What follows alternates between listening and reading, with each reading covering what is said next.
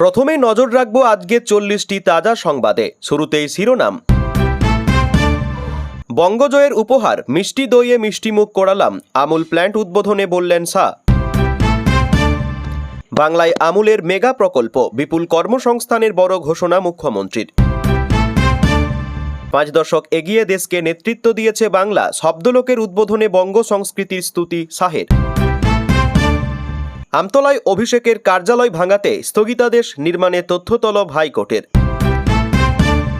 বাংলা ভাষার মর্যাদা বৃদ্ধিতে চিঠি দিয়েছেন শাহ, শব্দলোকের উদ্বোধনে জানালেন মুখ্যমন্ত্রী। এনসিপিআইকে সংসদে স্বাগত, প্রতিবাদের সর্বদল বৈঠক থেকে ওয়াকআউট তৃণমূল সহ বিরোধীদের। দিদির জন্য মন খারাপ লাগছে, তৃণমূলের ভাঙনে মুখ খুললেন বাবুল, কোন পথে যাবেন? পালাবদলে ভেঙে চুরমার তৃণমূল, অভিষেককে ছেড়ে এবার রীতের দলে মুখ খুললেন প্রতিকূর। কিছু দালাল দলটাকে শেষ করে দিল, তৃণমূল ছাড়লেন প্রাক্তন মন্ত্রী তপন দাশগুপ্ত। নতুন সাজে বেহালার অবহেলিত মিউজিয়াম, শিক্ষামূলক ভ্রমণ কেন্দ্র করার পরিকল্পনা নবান্নের। রাজ্যে একের পর এক নারী নিখোঁজের ঘটনা, ঘনাচ্ছে পাচার চক্রের রহস্য, বিহার থেকে উদ্ধার 3। পুরনো দিনে ফিরুন, থলে নিয়ে বাজার যান, প্লাস্টিক ছেড়ে চটের ব্যাগ ব্যবহারের বার্তা স্বাস্থ্যমন্ত্রীর। আরও বিপদ বাড়ল অভিষেকের, আমফানে 30 কোটি দুর্নীতি, ফের পুলিশের দ্বারস্থ ববি। সত্যজিৎ রায়ের সিনেমা সাহিত্যে জীবন্ত দলিল, পর্যটনের মানচিত্রে ফিরছে মামা ভাগ্নে পাহাড়। মোদিকে কড়া চিঠি ডেরেক ও ব্রায়েনের, বাদল অধিবেশনের আগেই সর্বদলীয় বৈঠকের দাবি।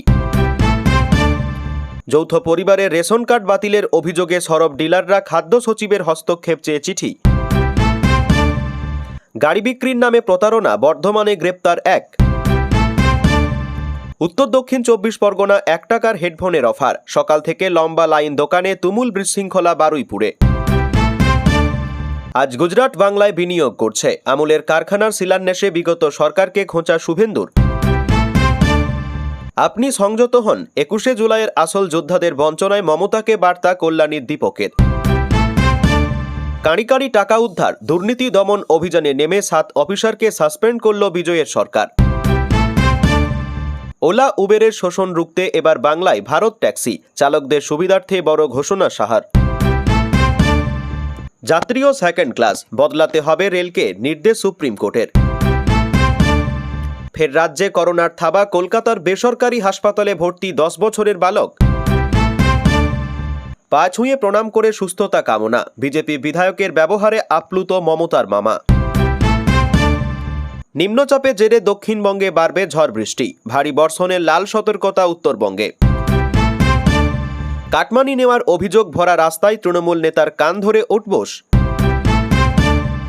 ব্যক্তিগত ইচ্ছে নয়, আইন মেনে শিক্ষক বদলির সিদ্ধান্ত, শুরু হয়েছে প্রক্রিয়া।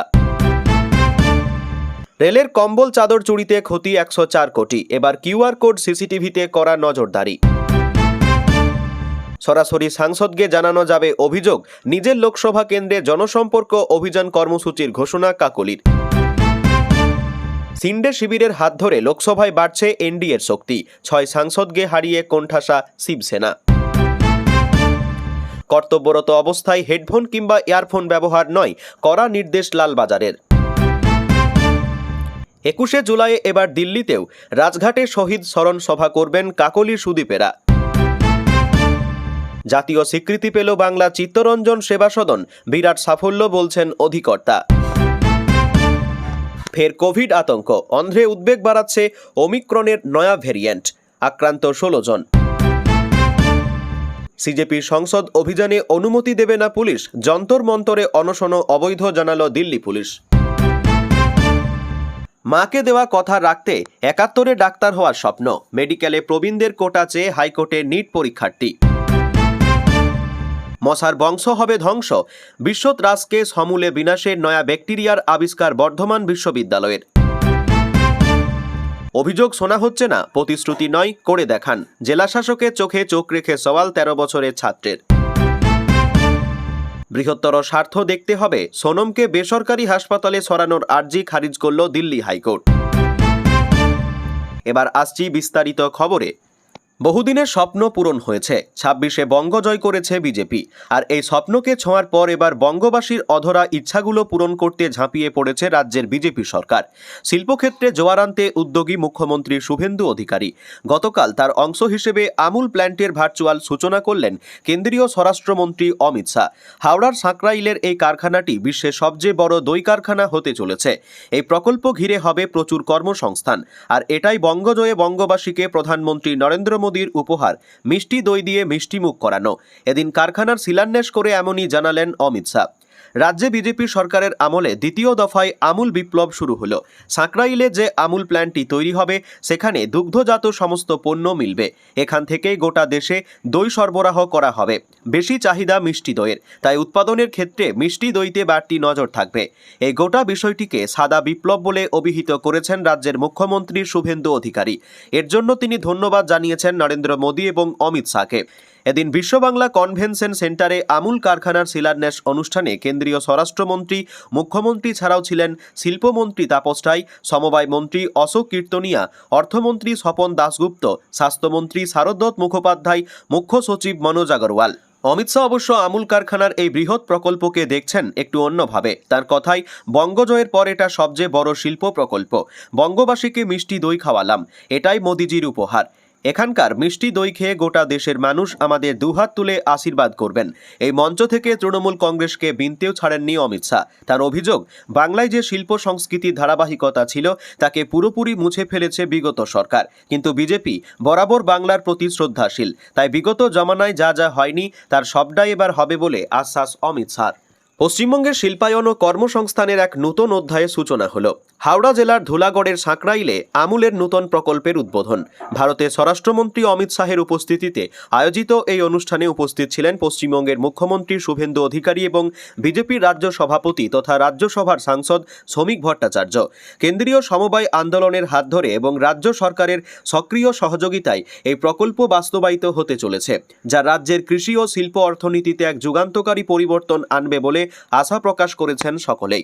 অনুষ্ঠানে বক্তব্য রাখতে গিয়ে বিজেপি রাজ্য সভাপতি শ্রমিক ভট্টাচার্য বলেন, কেন্দ্রীয় স্বরাষ্ট্রমন্ত্রী অমিত শাহের অভিভাবকত্বে এবং রাজ্য সরকারের উদ্যোগে পশ্চিমবঙ্গে প্রকৃত শিল্পায়নে জোয়ার আসতে চলেছে।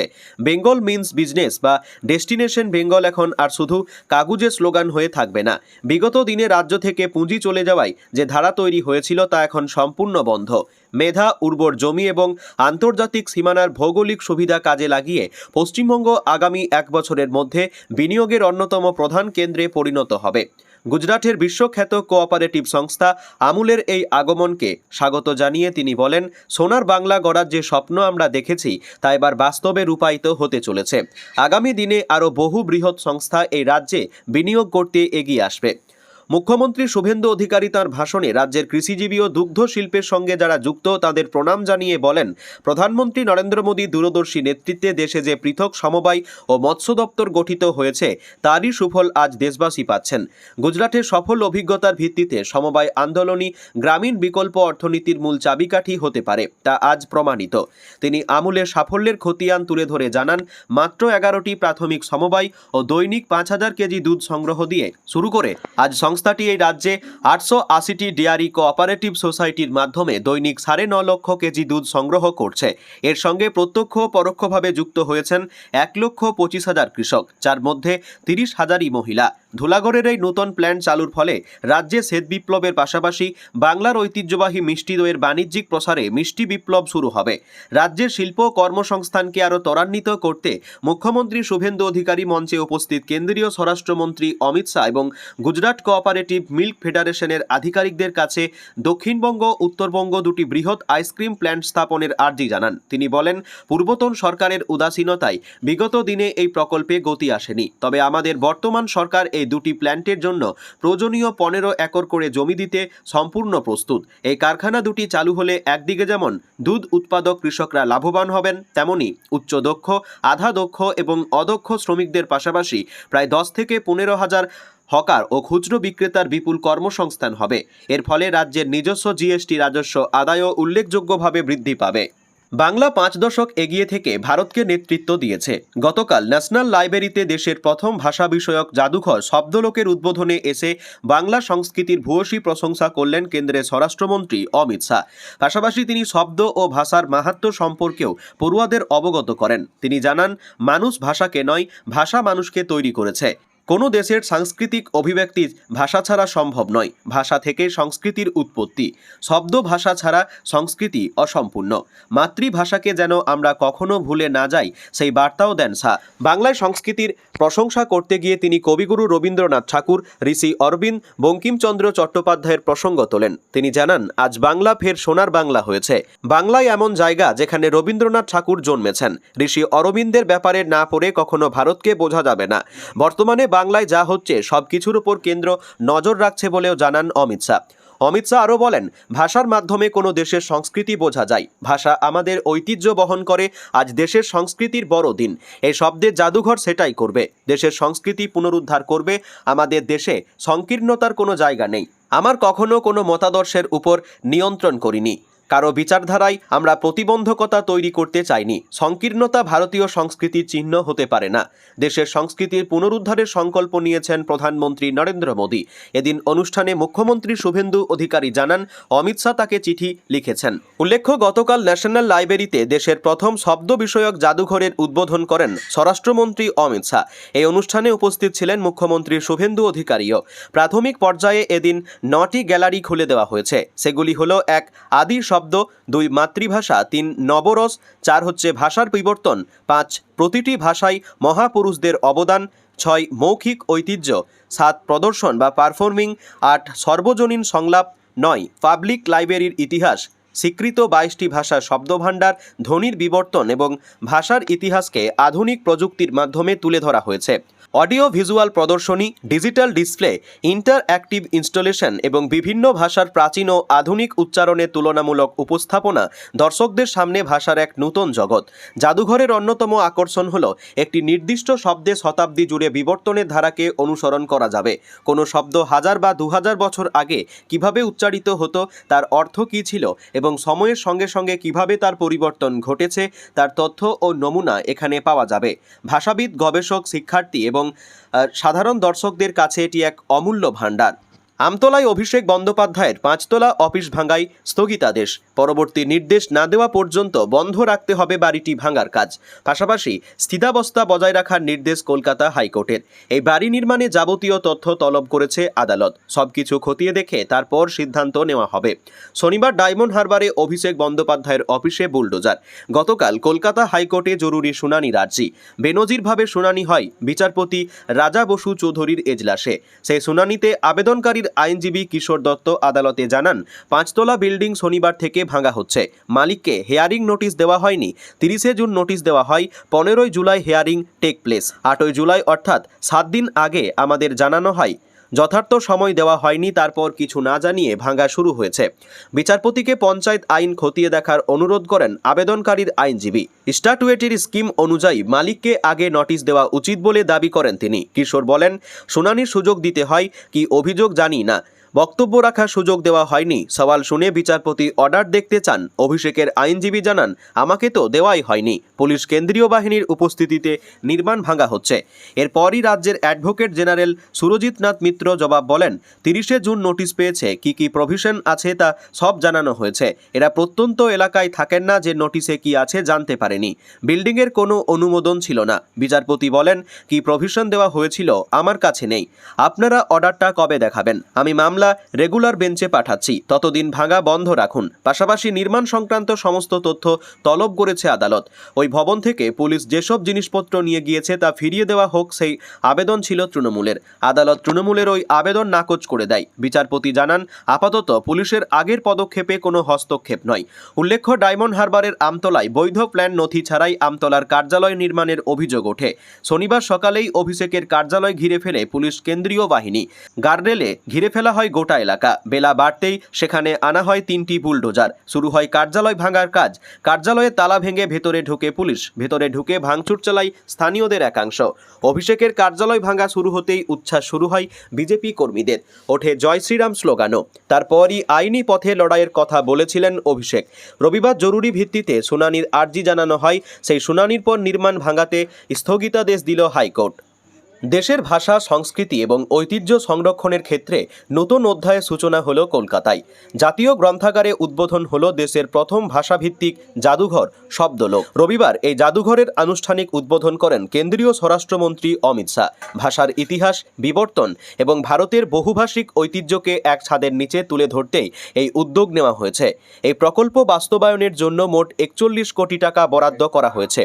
শব্দলোকে মোট 9টি গ্যালারি তৈরি করা হয়েছে। এর মধ্যে সবচেয়ে বড় আকর্ষণ ভাষার সময়রেখা নামে গ্যালারি। এখানে ভারতের বিভিন্ন ভাষার উদ্ভব, বিকাশ, বৈচিত্র্য এবং ঐতিহ্যকে আধুনিক উপস্থাপনার মাধ্যমে দর্শকদের সামনে তুলে ধরা হবে। ভাষার সঙ্গে জড়িয়ে থাকা দেশের সাংস্কৃতিক উত্তরাধিকারও এই জাদুঘরের অন্যতম প্রধান বিষয়। জাতীয় গ্রন্থাগারে আয়োজিত উদ্বোধনী অনুষ্ঠানে কেন্দ্রীয় স্বরাষ্ট্রমন্ত্রী অমিত শাহের পাশাপাশি উপস্থিত ছিলেন পশ্চিমবঙ্গের মুখ্যমন্ত্রী শুভেন্দু অধিকারী, রাজ্যের অর্থমন্ত্রী স্বপন দাশগুপ্ত সহ বিশিষ্ট ব্যক্তিরা। অনুষ্ঠানের মঞ্চ থেকেই একটি গুরুত্বপূর্ণ বিষয় সামনে আনেন মুখ্যমন্ত্রী। শুভেন্দু অধিকারী জানান, বাংলা ভাষার মর্যাদা বৃদ্ধি এবং তার ব্যবহার আরও বিস্তৃত করার বিষয় নিয়ে তাকে চিঠি দিয়েছেন কেন্দ্রীয় স্বরাষ্ট্রমন্ত্রী অমিত শাহ। তবে সেই চিঠিতে ঠিক কী লেখা রয়েছে সে বিষয়ে এদিন তিনি বিস্তারিত কিছু জানাননি। বাংলা ভাষার ঐতিহ্য ও গুরুত্বের কথা তুলে ধরে শুভেন্দু অধিকারী বলেন, এই বাংলার মাটি বিশ্বকবি রবীন্দ্রনাথ ঠাকুরের মাধ্যমে বাংলা ভাষাকে আন্তর্জাতিক মর্যাদায় পৌঁছে দিয়েছে। একই সঙ্গে এই মাটি ঋষি বঙ্কিমচন্দ্র চট্টোপাধ্যায়ের বন্দে মাতারাম মন্ত্রের জন্ম দিয়েছে, যা দেশের জাতীয় চেতনাকে নতুন শক্তি জুগিয়েছিল। মুখ্যমন্ত্রী আরও বলেন, এই বাংলার মাটিতেই জন্মগ্রহণ করেছিলেন ঈশ্বরচন্দ্র বিদ্যাসাগর। বাংলার গদ্যকে সহজ, সরল এবং আধুনিক রূপ দেওয়ার ক্ষেত্রে তার অবদান আজও স্মরণীয়। বাংলার ভাষা ও সংস্কৃতির ঐতিহ্যকে আগামী দিনেও সংরক্ষণ এবং সমৃদ্ধ করার দায়িত্ব বর্তমান সরকারের অন্যতম অগ্রাধিকার বলেও তিনি জানান। শুভেন্দু অধিকারীর কথাই, প্রধানমন্ত্রী নরেন্দ্র মোদীর উন্নয়নের পাশাপাশি ঐতিহ্য রক্ষার যে ভাবনা, সেই লক্ষ্য নিয়েই রাজ্য সরকার এগোচ্ছে। তার বক্তব্য, উন্নয়নের সঙ্গে দেশের ঐতিহ্যকে সমান গুরুত্ব দেওয়া হবে এবং ভাষা, সংস্কৃতি, প্রাচীন পাণ্ডুলিপি ও ঐতিহাসিক সম্পদ সংরক্ষণের ক্ষেত্রে কেন্দ্র ও রাজ্য একযোগে কাজ করবে। তিনি আরও জানান, এই যৌথ উদ্যোগের সুফল শুধু রাস্তা, সেতু বা পরিকাঠামো নির্মাণে সীমাবদ্ধ থাকবে না। ভাষা, সাহিত্য, সংস্কৃতি এবং ঐতিহাসিক ঐতিহ্য রক্ষার ক্ষেত্রেও মানুষ আগামী দিনে তার ইতিবাচক ফল দেখতে পাবেন। তার মতে, শব্দলোকের উদ্বোধনের মধ্য দিয়েই সেই নতুন যাত্রার সূচনা হলো। অমিত শাহের হাত ধরে এই উদ্যোগের আনুষ্ঠানিক সূচনা হওয়াকে তিনি তাৎপর্যপূর্ণ বলেও উল্লেখ করেন। ওয়াকিবহাল মহলের মতে, দেশের প্রথম ভাষাভিত্তিক জাদুঘর হিসেবে শব্দলোক শুধু কলকাতার গর্বই নয়, ভারতের ভাষাগত বৈচিত্র্য ও সাংস্কৃতিক ঐতিহ্যকে নতুন প্রজন্মের সামনে তুলে ধরার এক গুরুত্বপূর্ণ কেন্দ্র হিসেবেও আত্মপ্রকাশ করল। সংসদে বাদল অধিবেশনের সূচনা লগ্নেই তাল কাটল। রবিবার সর্বদল বৈঠকে নতুন এনসিপিআই সাংসদদের স্বাগত জানাতেই ক্ষেপে উঠলেন বিরোধীরা। বৈঠক শুরু হতেই ওয়াকআউট করে বেরিয়ে গেলেন তৃণমূল সহ ইন্ডিয়া জোটের একটা বড় অংশের সাংসদরা। তৃণমূলের মহুয়া মৈত্র, সৌগত রায়দের সঙ্গে বেরিয়ে গেলেন কংগ্রেস, সমাজবাদী পার্টি, সিপিআই, ডিএমকে, শিবসেনা সহ বিভিন্ন দলের সাংসদরা। মহুয়াদের প্রশ্ন, এনসিপিআই আলাদা দল হিসেবে স্বীকৃতি পাওয়ার সিদ্ধান্ত এখনও বাকি। স্পিকার চূড়ান্ত করে কিছুই জানাননি। এই অবস্থায় তাদের সর্বদল বৈঠকে আমন্ত্রণ জানানো হলো কেন? এ নিয়ে সোশ্যাল মিডিয়ায় পোস্ট করেছেন কংগ্রেসের রাজ্যসভা সাংসদ জয়রাম রমেশ। তা শেয়ার করে ডেরেক ও ব্রায়েন বিরোধী ঐক্যের কথা তুলে ধরেছেন। সুদীপ বন্দ্যোপাধ্যায়, শতাব্দী রায়, কাকলি ঘোষ দস্তিদার সহ তৃণমূল ত্যাগী 20 জন সাংসদ মাসখানেক আগে যোগ দিয়েছেন এনসিপিআই বা ন্যাশনাল সিটিজেন্স পার্টি অফ ইন্ডিয়ায়। তারা এনডিএকে সমর্থন করে দলবদল করেছেন বলে স্পিকার ওম বিড়লাকে জানিয়েছেন এবং আলাদা দলের স্বীকৃতির আবেদন করেছেন। বাদল অধিবেশনেই যাতে সেই স্বীকৃতি মেলে তার জন্য কম দৌড়ঝাঁপ করেননি সুদীপ বন্দ্যোপাধ্যায়রা। শনিবার এনসিপিআইকে চিঠি পাঠিয়ে সর্বদল বৈঠকে যোগদানের আমন্ত্রণ জানিয়েছিলেন সংসদ বিষয়ক মন্ত্রী কিরেন রিজিজু, কিন্তু স্পিকার এখনও আলাদা দলের স্বীকৃতি নিয়ে সরাসরি কোনো সিদ্ধান্ত জানাননি। শনিবার রাতে সংসদের তরফে সচিব অধিবেশনে যোগদানকারী বিভিন্ন দলের তালিকায় সর্বভারতীয় তৃণমূল কংগ্রেস কংগ্রেসের 28 জন সাংসদের কথা উল্লেখ করলেও আলাদাভাবে 20 জন সাংসদ আলাদা আসনে বসবেন তা লিখিতভাবে জানিয়ে দেন। গতকাল সকাল 11টা থেকে সংসদের অ্যানেক্স ভবনে সর্বদল বৈঠকে সুদীপ কাকলিরা হাজির হতেই তাদের স্বাগত জানান কেন্দ্রীয় মন্ত্রী কিরেন রিজিজু ও অর্জুন রাম মেঘওয়াল। এরপর বৈঠক শুরু হতেই হৈহট্টগোল তৃণমূল সহ বিরোধী ইন্ডিয়া জোটের শরিকরা প্রশ্ন তোলেন, কেন স্বীকৃতির আগেই এনসিপিআইকে ডাকা হলো সর্বদল বৈঠকে? এর প্রতিবাদ ওয়াকআউট করে বেরিয়ে যান তাদের একাংশ। সংসদের বাইরে সাংবাদিকদের মুখোমুখি হয়ে মহুয়া মৈত্র বলেন, 20 জন বিদ্রোহী সাংসদদের এনসিপিআই দলে মিশে যাওয়ায় এখন চূড়ান্ত অনুমোদন দেননি স্পিকার। তাদের আলাদা আসন দেওয়া হলেও পৃথক ঘর বরাদ্দ করা হয়নি। তাহলে কিসের ভিত্তিতে সংসদ বিষয়ক মন্ত্রী তাদের সর্বদল বৈঠকে আমন্ত্রণ জানালেন? আমরা এ তীব্র প্রতিবাদ করে ওয়াকআউট করলাম। বিরোধীরা যারা আমাদের সঙ্গে সহমত হয়ে প্রতিবাদ জানালেন, আমাদের পাশে থাকলেন, তাদের অনেক ধন্যবাদ। সর্বদল বৈঠক ঘিরে এই ছবিতে খানিকটা স্পষ্ট হয়ে গেল বাদল অধিবেশন শরিক দল হিসেবে এনসিপিআই কাঁটায় বিদ্ধ হতে সব শাসক এনডিএকে। তার সঙ্গে রাজ্যসভায় মনোনয়ন দিয়েছিলেন কোয়েল মল্লিক, তিনি ইস্তফা দিয়েছেন। তিনি সঙ্গীত দল ছেড়ে বিজেপির সাংসদ হয়েছেন। এক প্রাক্তন রাজ্যসভার সাংসদ দল ভাঙছেন। তৈরি হয়েছে কালীঘাট ও ঋতব্রত তৃণমূল। এই অবস্থায় মুখ খুললেন মমতার ক্যাবিনেটের প্রাক্তন মন্ত্রী বাবুল সুপ্রিয়। এক সংবাদ মাধ্যমে দেওয়া সাক্ষাৎকারে বললেন, দিদির জন্য মন খারাপ লাগছে। বিদ্রোহীদের চ্যালেঞ্জ ছুড়লেন, অতই যখন বলছেন পদত্যাগ করে ফের নির্বাচনে লড়ুন। পাশাপাশি দুর্নীতিগ্রস্তদের বিরুদ্ধে ব্যবস্থা নেওয়ার জন্য মুখ্যমন্ত্রী শুভেন্দু অধিকারীর কাছে দাবি জানালেন তিনি। এত কিছুর মধ্যে তিনি কোন পথে যাবেন তাও জানিয়েছেন বাবুল। তিনি বলেন, আমি দিদির সঙ্গে আছি। রাজ্যসভায় সেই ইস্যুগুলো তুলতে হবে, তুলব। শান্তিতে কাজ করতে চাই। তৃণমূল এখন ঋত এবং বিদ্রোহী কাঁটায় বিদ্ধ। প্রতিদিন নূতন নাম, রোজই শিবির বদল, সঙ্গে একই গল্প নূতন মোড়কে। তারা অভিষেক বন্দ্যোপাধ্যায়ের সঙ্গে কাজ করতে চান না। তার জন্যই দলের ভরাডুবি বলে দাবি বিদ্রোহীদের। কিন্তু কেউই তৃণমূলের প্রতীকে জিতে আসা সাংসদ বা বিধায়ক পদে ইস্তফা দিতে চান না। এদিকে বিধায়কদের দাবি তাঁরাই আসল তৃণমূল। সাংসদরা আবার নতুন দল এনসিপিআইতেও যোগ দিয়েছেন। এ বিষয়ে বাবুল বলেন, এতই যখন বলছেন পদ থেকে ইস্তফা দিয়ে নির্বাচনে লড়ুন। তারা জনপ্রিয় হলে আবার জিতবে। তিনি আরও বলেন, দিদির জন্য মন খারাপ লাগছে। যাদেরকে আঙুল ধরে তুলে এনেছিলেন, অগাধ বিশ্বাস করেছিলেন, তারা যদি জিজ্ঞাসা করে কে তৃণমূল তাহলে কি হবে? এই ডামাডোলের বাজারে বাবুলের পথ কোন দিকে মিশবে সেই বিষয়টি নিজেই খোলসা করেছেন রাজ্যের প্রাক্তন মন্ত্রী। বাবুল বলেন, বলবো না যে বিজেপিতে যাব না। আমি কি মালা কিনেছি? না, ওরা মালা নিয়ে অপেক্ষা করছে। কোনো কিছু বলতে চাই না। 6 বছর শান্তভাবে কাজ করতে চাই। নেত্রী যেমন বলবে করব। তিনি দিদির সঙ্গেই থাকবেন বলে জানিয়েছেন। পাশাপাশি মুখ্যমন্ত্রী শুভেন্দু অধিকারীকে অনুরোধ জানিয়ে বলেন, মুখ্যমন্ত্রী বলেছেন যারা দুর্নীতি করছেন ছাড় পাবেন না। যারা পাল্টি খাচ্ছে তাদের মধ্যেও দাগি আছেন, তারা যেন শাস্তি পান তা দেখার জন্য বাংলাবাসী অপেক্ষা করছে। গত ফেব্রুয়ারিতে উন্নয়নের শরিক হতে বাম শিবির ছেড়ে তৃণমূলে যোগ দিয়েছিলেন প্রতিকুর রহমান। কিন্তু 26-এ তৃণমূল থেকে মুখ ফিরিয়েছে মানুষ। তারপর ভেঙে ছিন্ন ভিন্ন হয়ে গিয়েছে মমতা বন্দ্যোপাধ্যায়ের হাতে গড়া দল। প্রথম দিনের সৈনিকদের প্রায় 99% সঙ্গ ত্যাগ করেছে। ভোটের ফল প্রকাশের পর থেকেই কার্যত অন্তরালে প্রতিকুর। তবে কি এবার অভিষেককে ছেড়ে দীর্ঘদিনের ঘনিষ্ঠ ঋতব্রত বন্দ্যোপাধ্যায়ের শিবিরে নাম লেখাবেন তিনিও? অবশেষে মুখ খুললেন যুবনেতা। 2008 সাল নাগাদ সরাসরি বাম রাজনীতিতে যুক্ত হন প্রতিকুর। অর্থাৎ দলের সুসময় তিনি দেখেছেন, তা বলা যায় না। দুঃসময়ে বামেদের ঝান্ডা হাতে তুলে নিয়েছিলেন। দলের তরফেও সাধ্যমতো তাকে এগিয়ে দেওয়া হয়েছে। বাংলায় সিপিএমের তরুণ নেতাদের মধ্যে একজন হয়ে উঠেছিলেন। প্রায় সব আন্দোলনেই প্রথম সারিতে দেখা গিয়েছে তাকে। ঝাঁঝালো আক্রমণ করেছেন রাজ্যের তৃণমূল সরকারকে। উৎখাতের ডাক দিয়েছিলেন। একাধিক ভোটে তাকে প্রার্থী করেছে লাল পার্টি। জেলা ও রাজ্য কমিটিতেও জায়গা পেয়েছেন। তা সত্ত্বেও গত ফেব্রুয়ারিতে সিপিএমের প্রতি একরাশ উষ্মা প্রকাশ করে সিপিএম ছাড়েন প্রতিকুর। তারপরই যোগ দেন তৃণমূল কংগ্রেসে। বলেছিলেন উন্নয়নের শরিক হতে চান। সেই সময় তার সঙ্গে ঋতব্রত যোগের কথাও প্রকাশ্যে আসে।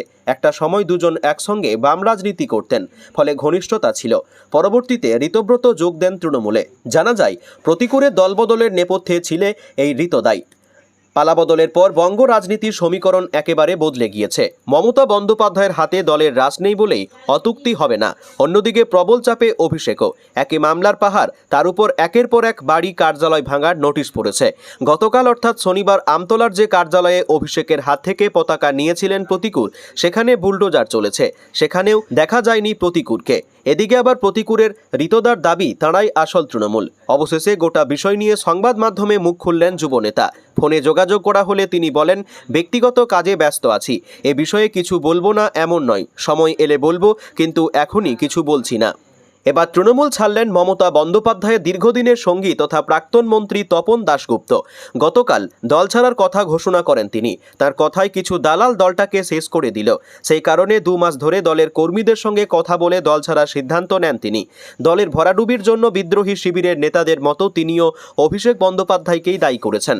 পাশাপাশি মুখ্যমন্ত্রী শুভেন্দু অধিকারীর ভূয়সী প্রশংসা করেন মমতা 40 বছরের এই সঙ্গী। তিনি বলেন, শুভেন্দু অধিকারী ভালো ছেলে, ভালো কাজ করছে, যদিও তৃণমূল ছেড়ে তিনি কোন দলে যোগ দেবেন তা স্পষ্ট করেননি। তপনের দাবি, এবার বিধানসভা নির্বাচনে তাকে দল টিকিট দেয়নি, সেই থেকে অভিমান ছিল, তবে দলের বিরুদ্ধে প্রকাশ্যে কিছু বলেননি। এর মধ্যে রাজনীতিতে তার প্রতিদ্বন্দ্বী অসিত মজুমদারকে হুগলি শ্রীরামপুর সাংগঠনিক জেলা সভাপতি করে তৃণমূল। এই নিয়ে ক্ষোভ ছিল তপনের অনুগামীদের মধ্যে। 2 মাস ধরে চিন্তাভাবনা করে তৃণমূল ছাড়ার সিদ্ধান্ত নেন তপন।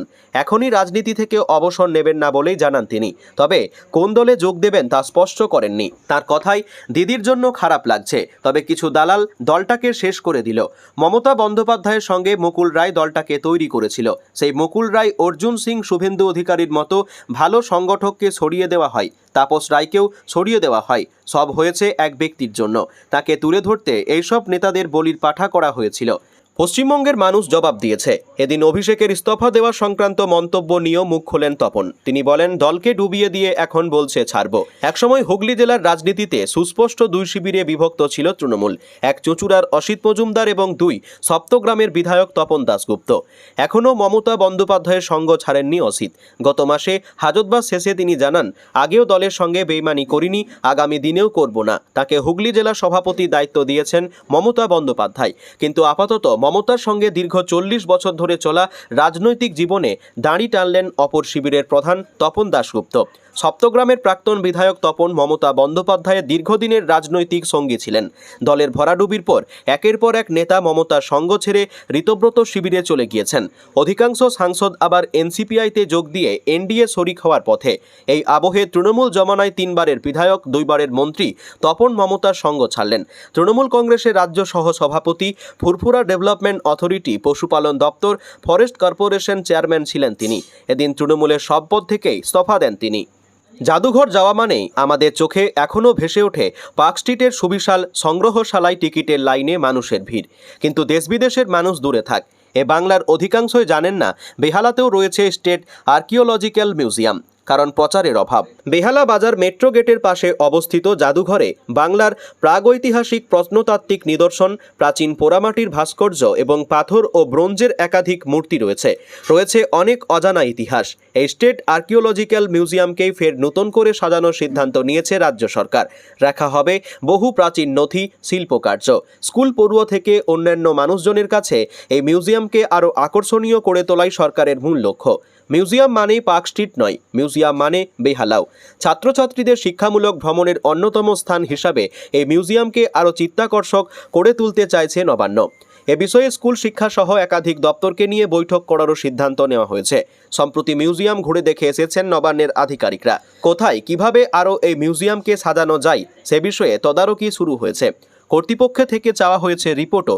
এক আধিকারিকের কথায়, আগের সরকার এই জাদুঘরটিকে রক্ষণাবেক্ষণ থেকে আরও ভালোভাবে সাজিয়ে তার প্রচার করা কিছুই করেনি, যে কারণে খুব একটা মানুষজন এখানে আসেন না। এখন এ বিষয়ে নজর দেওয়া হয়েছে। পশ্চিমবঙ্গের বহু শতাব্দী প্রাচীন সাংস্কৃতিক ইতিহাস সম্পর্কে ভালোভাবে জানতে এটি সকলেরই অবশ্য দ্রষ্টব্য একটি স্থান। 20 টাকা প্রবেশ মূল্য। জাদুঘরটি বুধবার থেকে রবিবার পর্যন্ত সকাল 11টা থেকে বিকেল 4:30 পর্যন্ত খোলা থাকে। দোতলা এই ভবনের ভিতের রাজ্য প্রত্নতাত্ত্বিক জাদুঘরের নিচতলায় 2টি প্রদর্শনী কক্ষ রয়েছে, যার প্রথমটিতে জলপাইগুড়ি, ফারাক্কা এবং মুর্শিদাবাদের পোড়ামাটির শিল্পকর্ম রয়েছে। 11 শতাব্দীর কিছু ভাস্কর্যের পাশাপাশি রাখাল দাস বন্দ্যোপাধ্যায়ের মতো পথিকৃতদের ছবিও প্রদর্শিত হচ্ছে, তবে অনেক কিছুই প্রদর্শিত হয়নি, সেগুলিও স্থান পাবে এই মিউজিয়ামে। 8শ শতাব্দীর মুর্শিদাবাদের একটি হাতির দাঁতের দাবা এই সম্ভবত প্রদর্শনীতে থাকা ইতিহাসের সবচেয়ে আকর্ষণীয় নিদর্শন।